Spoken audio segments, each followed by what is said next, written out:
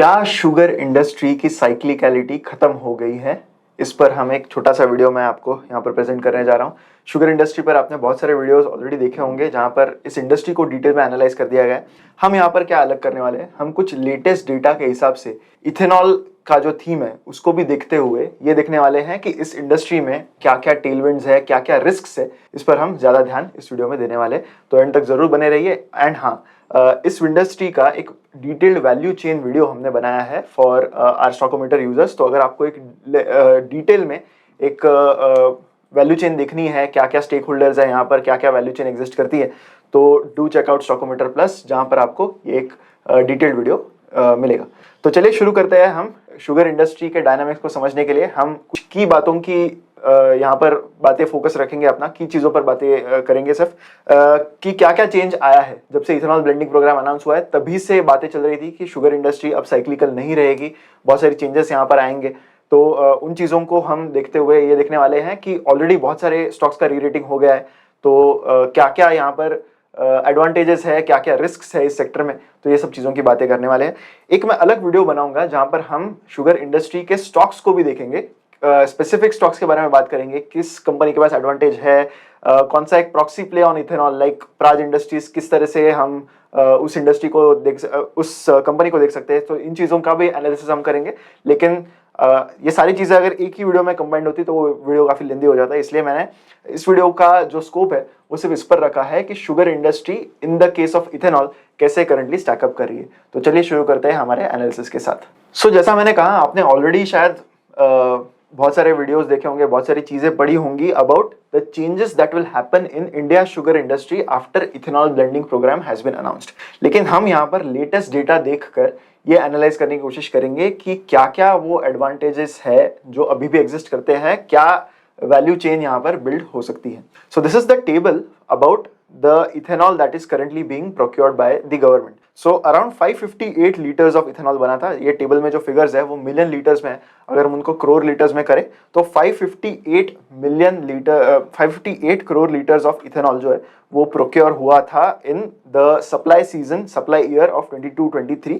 सो अगर हम इंडिया के गवर्नमेंट की 20% ब्लेंडिंग पॉलिसी के हिसाब से देखें तो around 1200 crore litres of ethanol की जरूरत इंडिया को पड़ने वाली है बाय 2025, जब इंडिया ने इथेनॉल ब्लेंडिंग का टारगेट पोजीशन किया है जहां तक वो अचीव करना है। सो 2025 में यानी आने वाले 2-3 सालों में ही हमें इथेनॉल का सप्लाई इंडिया में डबल करना होगा। तो इससे क्या शुगर कंपनीज को एडवांटेजेस होगा, क्या क्या एडवांटेजेस होंगे, क्या क्या रिस्क होंगे, ये सब की बातें हम इस वीडियो में करेंगे।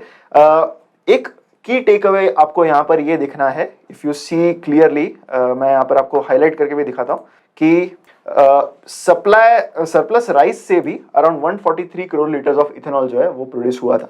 नेशनल बायोफ्यूल पॉलिसी ने लीगलाइजेशन दिया था to produce ethanol from not just sugar cane juice, from not just sugar cane but also from surplus rice, damage grains, अगर कोई पोटैटोज होंगे जो अनफिट है फॉर ह्यूमन कंजम्पशन, उससे भी इथेनॉल बनाया जा सकता है। ये सारे मैंडेट्स गवर्नमेंट ने नेशनल बायोफ्यूल पॉलिसी में दिए थे। सो यहाँ पर एक की टेक अवे ये है कि सरप्लस राइस से भी काफी अच्छा आउटपुट इथेनॉल का सप्लाई करंटली हो रहा है। Maximum is from B heavy molasses, sugar cane juice से भी अराउंड 143 करोड़ लीटर्स का हो रहा है, बी हेवी मोलासिस सबसे ज्यादा ऑफ अराउंड 241 करोड़ लीटर्स का हो रहा है। सो ये C heavy molasses, B heavy molasses, sugar cane juice, ये within the sugar cane industry ही तीन रूट्स ऑफ इथेनॉल क्यों है, इसको भी हम समझेंगे। हो सकता है कि आपको इन चीजों के बारे में पता हो, लेकिन हम एक बेसिक मोड से इस वीडियो को बना रहे हैं। So stay tuned to understand कि ये बेसिक चीजें क्या क्या है। सो शुगर केन प्रोसेस को हमें समझना होगा, शुगर बनाने की प्रोसेस को हमें समझना होगा। शुगर बनाने की प्रोसेस जो है वो मेनली शुगर केन के क्रशिंग से शुरू होती है, जिसको आपको शुगर केन की जरूरत पड़ती है। शुगर केन किसी मिल में लाया जाता है after procuring it from the farmers, जो शुगर केन की फार्मिंग करते हैं उनसे ये प्रोक्योर किया जाता है। शुगर केन के मिल में जूस का extraction is the first step. So sugar cane का जूस एक्सट्रैक्ट होता है, उसके साथ साथ बैगीज करके एक बाय प्रोडक्ट यहाँ पर बनता है which is raw form of sugar cane. So sugar cane का जूस जब हम एक्सट्रैक्ट करते हैं तो जो आउटपुट बच जाता है उसे बैगीज कहते हैं।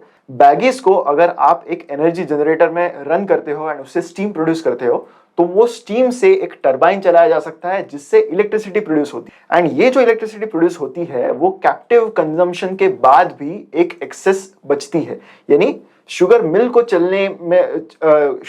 चलाने में लगने वाली इलेक्ट्रिसिटी के साथ साथ ये एक एक्सेस इलेक्ट्रिसिटी भी प्रोड्यूस होती है, जिसको शुगर मिल ग्रिड पर बेचकर कुछ एडिशनल इनकम भी कमा सकती है। सो that is the advantage of that the sugar mill has, कि उनको एक बाय प्रोडक्ट से भी इनकम हासिल हो सकता है। जो शुगर केन जूस हमारा बना है उस पे एक ट्रीटमेंट चलाई जाती है, कई ट्रीटमेंट चलाई जाती है। पहली ट्रीटमेंट चलाई जाने के बाद शुगर का आउटपुट बनता है, उसके बाद फर्दर ट्रीटमेंट होती है उसकी, उससे और शुगर का आउटपुट इंक्रीज किया जा सकता है। एक स्टेज आता है जहां पर और शुगर उससे प्रोड्यूस नहीं हो सकती, जो क्रिस्टलाइज फॉर्म में शुगर है वो उससे और प्रोड्यूस नहीं हो सकती। तो उस स्टेज पर जो आपके पास आउटपुट बचता है उसे हम मोलासिस कहते हैं, जो एक ब्लैक कलर्ड सब्सटेंस होता है, स्टिकी सब्सटेंस होता है, जिसे हम मोलासिस कहते हैं। मोलासिस को भी फर्मेंट किया जा सकता है। फर्मेंटेशन करने के बाद उसे एक डिस्टिलेशन प्रोसेस में, एक डिस्टिलरी में उसको रन किया जाता है, एंड डिस्टिलरी में रन करने के बाद उससे इथेनॉल प्रोड्यूस होता है। सो दैट इज द प्रोसीजर जिससे शुगर केन को यूज करके ऑलमोस्ट जीरो वेस्टेज के साथ मल्टीपल जो है आउटपुट यहाँ पर प्रोड्यूस किया जा सकता है बाय अ शुगर मिल। सो सिंपल चीजें हैं, बेसिकली इथेनॉल कन्वर्ट करने के अभी 3 तरीके हमारे पास आ गए हैं। नेशनल बायोफ्यूल पॉलिसी 2018 ने मैंडेट दे दिया है शुगर मिल्स को to produce ethanol from whichever route they feel is most convenient to them. So 3 options है। सबसे पहला ऑप्शन ये है कि आप शुगर प्रोड्यूस किए बगैर डायरेक्ट शुगर केन जूस का जो आउटपुट है वो आप उसका प्रोसेसिंग इथेनॉल में कर सकते हो। इस केस में आपका शुगर का आउटपुट 0 केजीज रहता है। जो इथेनॉल है उसका अराउंड 78 लीटर्स का आउटपुट यहाँ पर प्रोड्यूस होता है। 1000 केजी शुगर केन से 78 लीटर्स ऑफ इथेनॉल आउटपुट आता है। ये हायर ग्रेड इथेनॉल भी होता है, बिकॉज ये इथेनॉल एक ज्यादा प्योर फॉर्म में है। तो गवर्नमेंट के मैंडेट के हिसाब से इसका जो प्राइस है, इस इथेनॉल को प्राइस जो ऑयल मार्केटिंग कंपनीज देती है वो थोड़ा सा बेटर होता है compare to other grades of ethanol. Second option एक शुगर मिल के पास ये है कि सबसे पहले वो शुगर का कन्वर्जन कर सकते हैं and B heavy molasses use कर सकते हैं। सो इस केस में फर्स्ट कन्वर्जन ऑफ शुगर हो जाता है बाय द मिल। उसके बाद further processing to get more sugar वो मिल नहीं करेगा। Instead of that they will just use the molasses and convert it completely to ethanol. इस केस में शुगर का प्रोडक्शन अराउंड 101 केजीज का होता है, जबकि मीडियम ग्रेड इथेनॉल जो है इस केस में 21 लीटर्स का होता है। थर्ड ऑप्शन जो है जिसे हम सी हेवी मोलासेस कन्वर्जन कहते हैं, उस केस में शुगर आउटपुट 116 केजीज का आता है। सो यहाँ पर इस ऑप्शन में मिल ये कोशिश करता है कि मैक्सिमम से मैक्सिमम शुगर प्रोडक्शन कर दिया जाए। ये option was the only option that was available to sugar mills by 2018, जिसके बाद न्यू बायोफ्यूल पॉलिसी के हिसाब से अब शुगर केन मिल्स के पास ऑप्शन है कि अगर उन्हें लगता है कि शुगर जूस से कन्वर्ट करके अगर वो मैक्सिमम पैसे कमा सकते हैं तो उस केस में the mill is free to use that choice. हालांकि ये हमें जरूर ध्यान रखना होगा कि डिस्टिलेशन के लिए आपको काफी कॉम्प्लेक्स मशीनरी की जरूरत पड़ती है। केपेक्स इन्वेस्टमेंट करने के कैपिटल उस शुगर मिल के पास होना चाहिए। So that is one thing that you need to see heavy route में लोअर ग्रेड इथेनॉल बनता है ऑफ अराउंड 10 लीटर्स। सो ये थे सारे चीजें। शुगर इंडस्ट्री की एक और बात है कि ऐसा हमेशा माना जाता है कि इस इंडस्ट्री में रेगुलेशंस बहुत ज्यादा है। तो क्या क्या रेगुलेशंस है? मेन रेगुलेशंस जो यहाँ पर एग्जिस्ट करते हैं वो ये है कि जो मिल्स है, शुगर मिल्स है, उनको एक कंपाउंड एरिया दिया जाता है, कमांड एरिया दिया जाता है। उसी एरिया से वो शुगर केन प्रोक्योर कर सकते हैं एंड उन्हें उन फार्मर्स को मिनिमम सेल प्राइस के हिसाब से ही पैसे देने होंगे। एमएसपी, एफआरपी, एसएपी, ये अलग अलग टर्म्स है जो यूज किए जाते हैं for paying the minimum price that needs to be paid to the sugar cane farmer.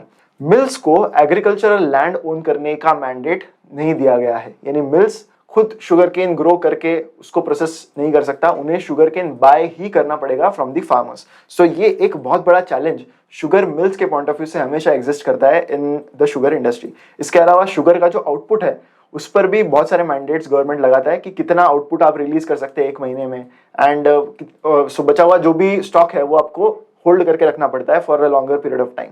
ये सारे चीजों के अलावा इथेनॉल पर भी बहुत सारे पॉलिसीज हुआ करते थे, लेकिन अब वो काफी हद तक जो है वो रिलैक्स कर दिए गए हैं, मेनली बिकॉज गवर्नमेंट चाहती है कि मैक्सिमम इथेनॉल प्रोड्यूस हो सके। पावर रिलेटेड भी बहुत सारे अरेंजमेंट्स है। तो पावर बेस्ड अग्रीमेंट्स के हिसाब से जो एक्सेस पावर प्रोड्यूस हो रही है फ्रॉम बैगीज, तो वो भी उसको बेचने के लिए भी शुगर की जो कंपनी है उनको मैंडेट दे दिया गया है, तो उसी हिसाब से पावर का परचेज वहां पर होगा। तो आप यहाँ पर देख सकते हो इनपुट प्राइस भी फिक्स्ड है as per the government, output price is also fixed. So यहाँ पर आपके पास खेलने के लिए मार्जिन बहुत कम है। इस वजह से यहाँ पर कंपनीज बहुत ज्यादा प्रीमियम भी कमांड नहीं कर पाती बिकॉज वो उतने मार्जिन नहीं बना पाएंगे किसी भी ईयर में। हालांकि पहले जो आउटपुट था शुगर का उस पर भी कोई कंट्रोल नहीं था, तो कई बार ऐसा होता था कि शुगर केन का प्रोडक्शन अगर बहुत ज्यादा हो गया, शुगर प्रोडक्शन अगर बहुत ज्यादा हो गया तो प्राइसेस ऑब्वियसली गिर जाते थे, जिससे जो कॉस्ट ऑफ प्रोडक्शन था that was more than what the company was getting by producing the sugar. तो वो सारी चीजें अब थोड़ी सी बेटर कर दी गई है in favour of sugar mills, लेकिन रेगुलेशंस यहाँ पर बहुत ज्यादा एग्जिस्ट करती है। That remains the case in the sugar industry even now. So एक इंपॉर्टेंट एनालिसिस हमने यहाँ पर किया है कि तीनों रूट्स में what remains the most viable option for a sugar company. So this is as per the current prices that are existing in the market. So तीनों रूट्स में sugar cane procure करनी होगी. This is an analysis for crushing 1000 kgs of sugar cane. 1000 kgs of sugar cane currently per kg की price around 3.7 rupees है, तो उस हिसाब से अराउंड 3700 रुपीज आपको पर 1000 kgs खर्च करने होंगे in all three routes. Output तीनों रूट्स में अलग अलग आ रहा है as per what we talked in the previous slide, जहां पर हमने डिस्कस किया कि हर एक केस में क्या क्या आउटपुट बनता है शुगर का, इथेनॉल का एंड पावर का। Power remains the same in all three cases. Sugar price पर केजी अराउंड 37.5 टू 38 है, मैंने राउंड अप करके 38 रुपीज पर केजी यहाँ पर कंसिडर की है। Ethanol price as per the grade of ethanol, highest grade का इथेनॉल जो है वो around 6 rupees per litre currently है अगर आप डायरेक्ट शुगर केन जूस से उसको प्रोड्यूस करते हो तो। पावर प्राइस पर किलोवाट मैंने 3 रुपीज के हिसाब से कंसिडर की है। Operational cost, crushing cost, sugar mill को रन करने के लिए क्रशिंग कॉस्ट होता है per kg around rupees 0.48 rupees per kg ये होता है। तो उस हिसाब से around 480 rupees to crush 1000 kgs of sugar cane, ये कॉस्ट किसी भी शुगर मिल को यहाँ पर पड़ती है। इथेनॉल कन्वर्जन की cost, now distillation is a very expensive process, आपको केपेक्स हेवी मशीनरी लेनी पड़ती है। उसके बाद जो पर लीटर का कॉस्ट है वो भी यहाँ पर एक्सपेंसिव है, ₹5 पर लीटर का एक बॉल पार्क फिगर हमने यहाँ पर कंसिडर किया है। सो सी हैवी रूट में इथेनॉल आपका कम बनने वाला है, so obviously ethanol conversion cost is only ₹50 in that case. Sugar cane juice से जब बनता है तब आपका इथेनॉल कन्वर्जन कॉस्ट यहाँ पर ज्यादा रहेगा, 78 लीटर्स ऑफ इथेनॉल आपको यहाँ पर जो है वो कन्वर्ट करना है, सो उस केस में conversion cost will be more. Revenue, हमने ऑलरेडी आउटपुट निकाल लिया है, हमें आउटपुट का जो प्राइस है वो पता है, तो ऑब्वियसली इससे हम रेवेन्यू डिटरमाइन कर सकते हैं। सो सी हैवी रूट में जहां पर आप मैक्सिमम शुगर प्रोड्यूस करना चाहते हो वहां पर आप अराउंड 5100 रुपीज का रेवेन्यू बनाते हो by crushing 1000 kgs of sugar cane. B heavy के रूट में around 5400 and sugar cane juice के केस में भी अराउंड 5400 का रेवेन्यू एक शुगर मिल बना सकता है।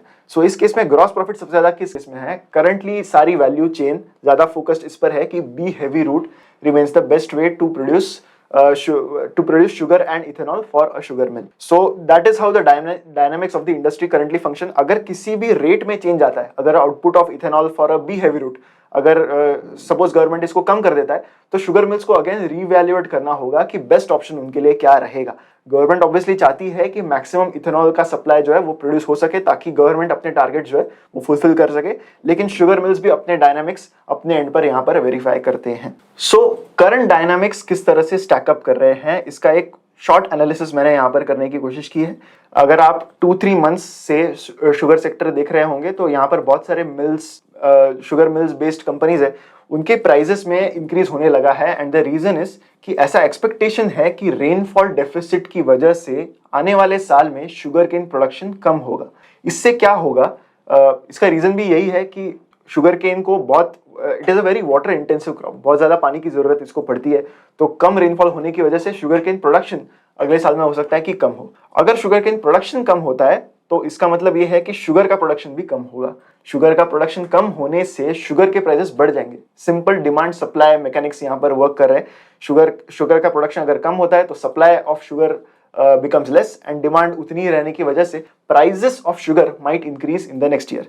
प्राइजेस बढ़ने से शुगर मिल्स को तो फायदा होगा। शुगर मिल्स माइट थिंक कि इससे हमारी जो शुगर प्रोडक्शन है उसका उनको बेटर प्राइस मिल रहा है, so obviously they have a chance to increase their profit margin by producing sugar. तो इससे होगा ये कि शायद कुछ मिल्स टेम्पररीली ये प्रेफर करेंगे कि instead of going to blend the ethanol, instead of producing ethanol, they might just try and produce more and more sugar. तो इससे दो चीजें होंगी जो गवर्नमेंट के लिए दोनों चीजें अच्छी नहीं है। शुगर के प्राइसेस बढ़ने से पब्लिक आउटक्राई बढ़ सकता है, जो एक आने वाले इलेक्शन ईयर में गवर्नमेंट के लिए अच्छी बात नहीं होगी। So government would not want कि शुगर के प्राइसेस बढ़ाया जाए, शुगर के प्राइसेस बढ़े। उसी के साथ साथ बिकॉज बहुत सारे मिल्स अब शुगर को प्रोड्यूस करने के लिए ज्यादा शुगर प्रोड्यूस करना ज़्यादा चाहेंगे तो उस केस में इथेनॉल का जो ब्लेंडिंग है वो भी गवर्नमेंट के जो टारगेट्स है वो भी अचीव होते हुए कम दिखेंगे, because more and more mills might try and go for sugar production directly instead of producing ethanol. So यहाँ पर गवर्नमेंट क्या करेगा, दोनों चीजें अगर गवर्नमेंट के लिए अच्छी नहीं होंगी तो गवर्नमेंट ऐसा कर सकता है कि हो सकता है they might incentivise more production. ये सारी चीजें स्टार्ट क्यों हुई, बिकॉज शुगर केन का प्रोडक्शन ही कम हुआ। शुगर केन का प्रोडक्शन अगर हमें बढ़ाना है तो गवर्नमेंट को क्या करना होगा, उनको एमएसपी इंक्रीज करना होगा, क्योंकि एमएसपी इंक्रीज होता हुआ देखकर शायद और farmers instead of other crops sugar cane produce करना चाहेंगे, इससे प्रोडक्शन बढ़ जाएगा। लेकिन एमएसपी बढ़ाने की वजह से शुगर मिल का मार्जिन जो है वो कम हो जाएगा, बिकॉज उनकी इनपुट कॉस्ट ही तुरंत इंक्रीज हो जाएगी। Input cost of sugar cane itself remains the most important and most significant cost for a sugar mill. तो ये सारी चीजें ओवर अ मीडियम टर्म हो सकती है। Over a longer term government का इथेनॉल ब्लेंडिंग प्रोग्राम कितना सक्सेसफुल है वो डिटरमाइन करेगा कि क्या क्या चीजें यहाँ पर होगी। सो ऑब्वियसली इस तरह से सारे डायनामिक्स फंक्शन कर रहे हैं। टेम्पररीली एक शॉर्ट टर्म बेसिस पर हायर शुगर प्राइसेस की वजह से prices of sugar mill companies बढ़ते हुए नजर आए हैं, लेकिन हमें medium term and longer term aspects को भी ध्यान में रखना बहुत जरूरी है। इसके अलावा आप शायद यहाँ पर सोचोगे कि हमने एक्सपोर्ट की बात क्यों नहीं की, that is outside the scope of this video right now, लेकिन हमने जो डिटेल्ड वीडियो बनाया है उसमें मैंने इवन एक्सपोर्ट ऑफ शुगर के बारे में भी बहुत डिटेल डिस्कशन किया है। इंडिया के शुगर के एक्सपोर्ट्स कॉम्पिटिटिव नहीं माने जाते, उसके क्या रीजंस है वो सब भी हमने उस वीडियो में एनालाइज किए हैं। बट करंटली हमें इथेनॉल पर ज्यादा फोकस करना था, इसलिए ये सारी चीजें शुगर सेक्टर में स्टैकअप होती हुई नजर आ रही है। तो इथेनॉल ब्लेंडिंग की वजह से री रेटिंग ऑलरेडी शुगर स्टॉक्स का बहुत ज्यादा हो चुका है, लेकिन क्या स्कोप आगे बचता है वो हमें देखने के लिए ये सारे value chain risks and rewards को समझना बहुत जरूरी था। तो इसीलिए मैंने ये एक छोटा सा वीडियो यहाँ पर बनाया है अबाउट अंडरस्टैंडिंग कि क्या क्या यहाँ पर वैल्यू चेन डायनामिक्स फंक्शन करते हैं। ऑब्वियसली डिटेल्ड वीडियो अगर आपको देखना है तो डू चेकआउट स्टॉकोमीटर प्लस, जहां पर एक डिटेल्ड वीडियो इस सेक्टर पर हमने ऑलरेडी बनाया हुआ है। So this was our video on the dynamics of the sugar sector in India right now. क्या क्या इंडस्ट्री टेलविंड्स है, क्या क्या इंडस्ट्री हेडविंड्स है, वो सबका डिस्कशन मैंने यहाँ पर करना चाहा। स्टॉक स्पेसिफिक डिस्कशन मैंने इस वीडियो में नहीं किया है, उसके लिए मैं एक अलग वीडियो बनाऊंगा। So do wait for that video, do check that video out as well. इसको अगर आपको शुगर इंडस्ट्री को ही और डिटेल में समझना है, वैल्यू चेन को बेटर समझना है, एक्सपोर्ट्स इंडिया के क्यों कॉम्पिटिटिव नहीं है, ये सारी चीज़ों के बारे में अगर आपको समझना है तो डू चेकआउट स्टॉकोमीटर प्लस, जहाँ पर हमने डिटेल में ये सारी चीज़ों का एनालिसिस किया हुआ है। अगर आपको ये वीडियो अच्छा लगा है तो वीडियो लाइक ज़रूर कीजिए, शेयर कीजिए एंड कमेंट्स में मुझे बताइए कि आपको ये वीडियो कैसा लगा है। मिलते हैं अगले वीडियो में। Thank you so much.